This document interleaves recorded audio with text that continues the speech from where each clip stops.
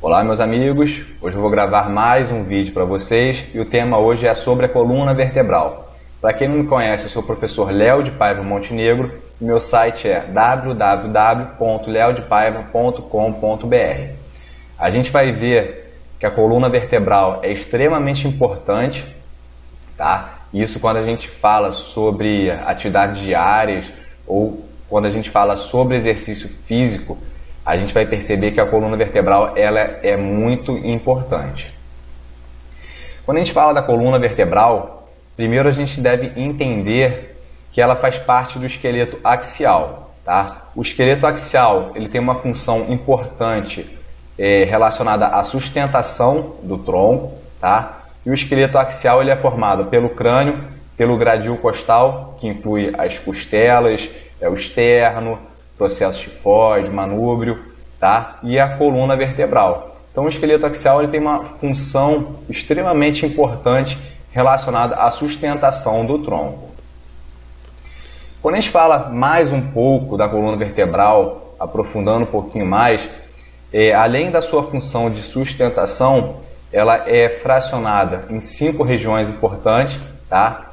A região da cervical, que é composta por 7 vértebras, a região torácica, que é formada por 12 vértebras, a gente tem a região lombar, que é formada por 5 vértebras, e tem a região do sacro e do cóccix. A região do sacro são 5 vértebras fundidas, e a região do cóccix são 4 vértebras fundidas.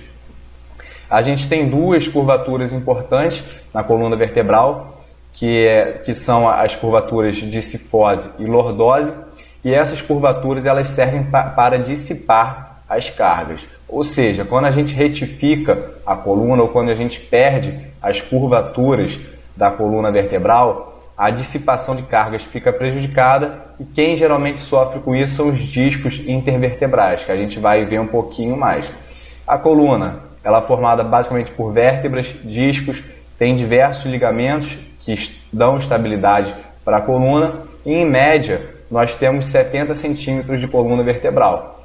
Essa altura, durante o dia, ela pode modificar pela desidratação dos discos, ou seja, o disco ele é composto em grande parte por água e, ao decorrer do dia, esse conteúdo de água vai diminuindo. Então, a espessura, a altura desse disco vai diminuindo e a altura da coluna como um todo também acaba diminuindo ao decorrer do dia. Tem literatura que descreve redução de 1 centímetro, outras de 1,5 cm. Por isso que muitas vezes durante a manhã a gente está um pouco mais alto e se for medir a estatura durante a noite, às vezes a gente está um pouco mais baixa, pela desidratação do disco.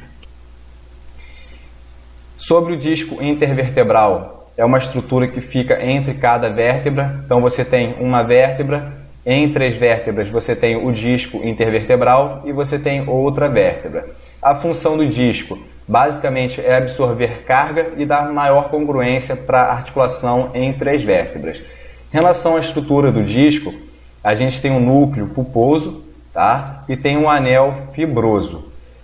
O disco ele consegue absorver bem as cargas verticais, tá? E a gente vai ver que dependendo da carga que for aplicada nesse disco, ele pode se lesionar. E é aí que muitas vezes as pessoas são acometidas pela dor.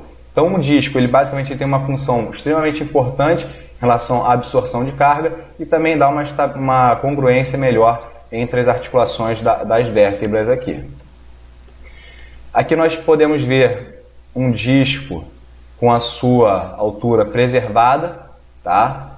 É um disco normal. E nessa figura um pouco mais abaixo aqui, nós temos um disco com altura reduzida e com um extravasamento aqui do conteúdo interno do disco.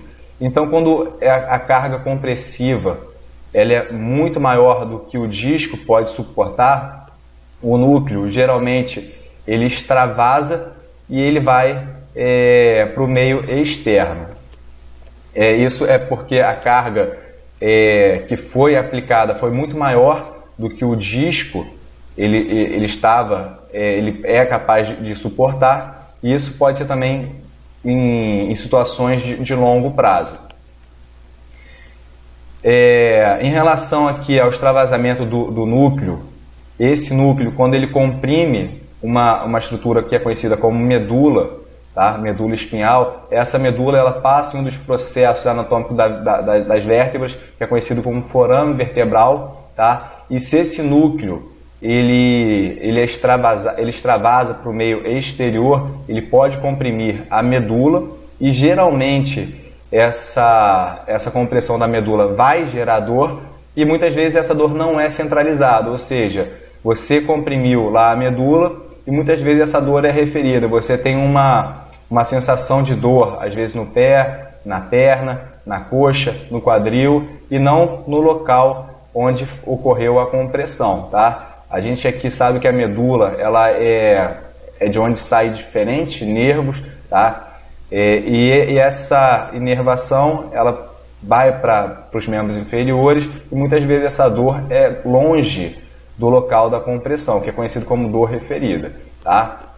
E depois eu vou postar um vídeo para vocês também explicando sobre algumas posturas e o que a gente pode evitar para que não ocorra essa lesão do disco, para que a gente diminua a possibilidade de lesão dessa estrutura. Espero que vocês tenham gostado desse vídeo. Para quem já me segue pelo Face, é Léo de Paiva Montenegro. Meu e-mail é paivamontenegro1@hotmail.com e meu site é www.leodepaiva.com.br. Grande abraço e tudo de bom para vocês.